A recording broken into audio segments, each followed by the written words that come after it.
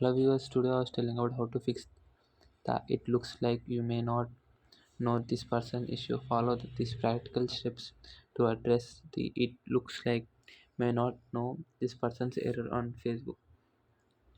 And step 1, recess your friend request and reevaluate the friend request you have sent.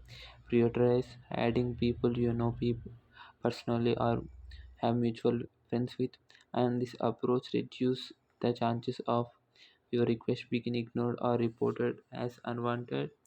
And step 2, limit your friends requests and send friend request in moderation. Avoid sending multi requests in a short time span, as this may consider spanning and could and result in account restrictions. And step 3, connect with mutual friends. Leverage mutual friends to establish connections with users you may not directly, and by sharing mutual friends increase the likelihood of your request being accepted and decrease the risk of encountering the can't send a request error.